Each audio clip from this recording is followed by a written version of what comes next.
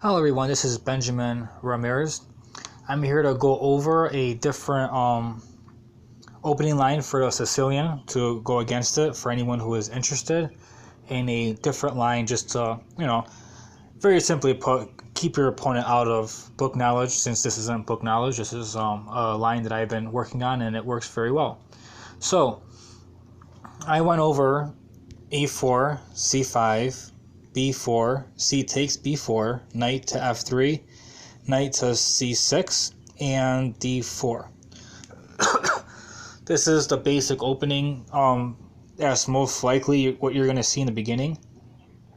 After d4, white has many responses: d5, e6, which I went over both of them, d6, which is one go over now, g6, b6, or e5. So I'm going to go over d6 a little bit. If I go over more than one line, I'll put part, maybe 8, 9, and 10, or just 8, depending. I'm going to start bundling them up a little bit because I don't want to make a video for each separate one. I think I can possibly bundle some of them together. Now, after d6, I like a3 here. This is what I prefer, just because if he captures, you can simply just recapture. And it gives you more, you have more of a freedom mobility. He might have to fianchetto his bishop, maybe. So I prefer that, to do. Now, after a3, he can capture. He can play d5. He can play knight to f. He can capture. I'll play the moves out, just in case you're not good with notation. He can play d5. I realize I see lots of notation without doing them. Knight to f6, but if you don't know them, then that might be not a good idea for me. Queen to a5, which is the most aggressive. He can simply play h6 or h6. I don't see why anyone would play a6, but it's not horrible. And this here, some people might play just to prevent the knight from going there, or bishop from going. Some might play this to prevent the knight or the bishop to be on g5. They might want to prevent that. Some people like doing that. I advise against it unless you absolutely have to, because it weakens your pawns.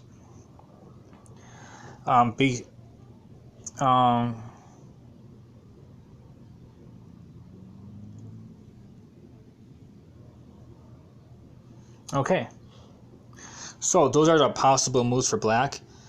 After a3, right now I'm going to go over d5. Alright, it is possible to move your pawn twice in the opening. It is very unlikely. But if for any reason, if you see somebody do that, you can actually continue the normal way as if he already played d5. Because after you capture, there is a very good chance that he's going to capture back. I've explained lots of reasons why anything else was bad. So he would most likely capture back. If you watch the first video, you'll see why. I did a remake of it to explaining why anything else is bad.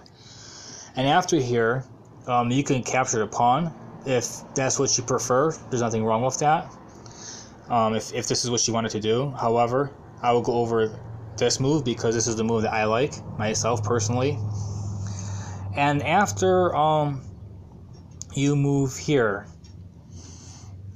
you will most likely see queen to a5. That is the most likely move you'll see here. Now, if he doesn't do that right away, he can also capture here. So I'm going to go over both.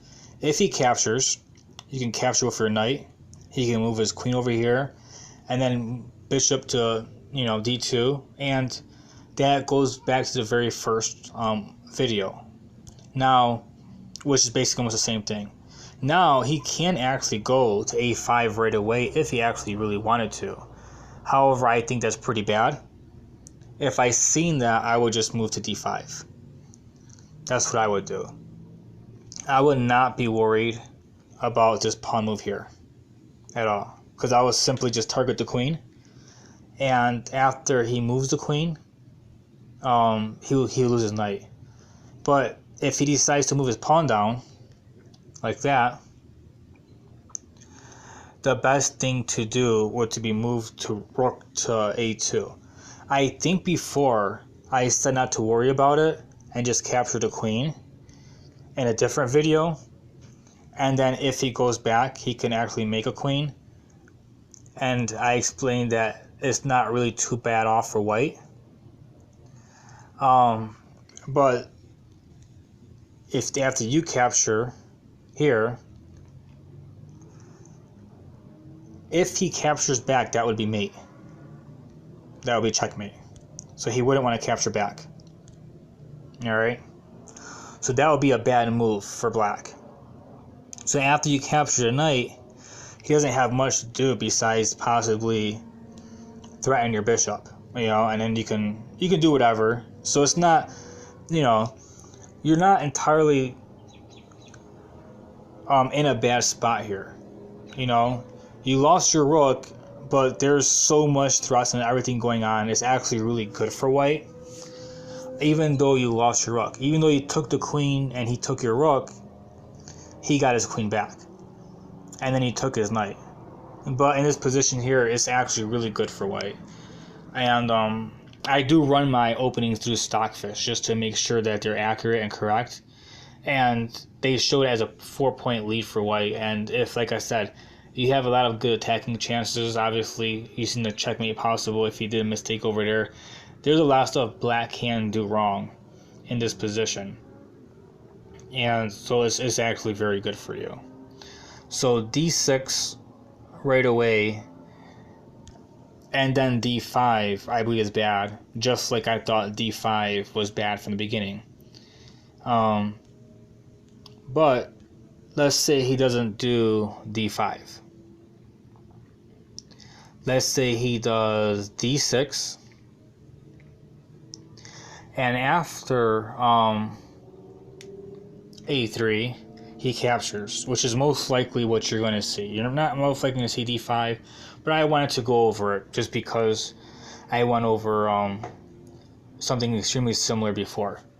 I would simply, I mean, you can capture if you wanted. Capturing isn't, I don't think capturing is horrible. That's perfectly fine. However, I personally prefer d5. The reason I prefer d5 is because the knight almost has nowhere to go. I mean, if he moves back, he undevelops the piece. If he goes to a5, it just runs into some trouble, possible trouble. You know, after I move my pawn, I can call it check. It's not entirely bad, but, you know, if you ever heard the saying, knight on the rim looks very grim, it's just not a good spot for the knight, but it's not horrible either. More likely than anything else, you will see, I mean, obviously you can't do this because you can just capture it, but this right here looks like the most normal and common move for black in this position after d5. So for me personally, if he captured and it happened, I would simply just capture. Because after he captures back, he would have double pawns, and he has nothing really developed. You have nothing really developed. But everything looks pretty much disorganized compared to normal games. And after you capture here, he might have a trouble castling unless he Fenketels his bishop. And of course, anyone who knows anything about Fenketeling bishops, if he were to, let's say, I want to play some basic moves here. Okay? Let's say if he were to Fenketel his bishop, it's basically blocked by his pawn. So his bishop Fenketeling is supposed to keep it active isn't very active.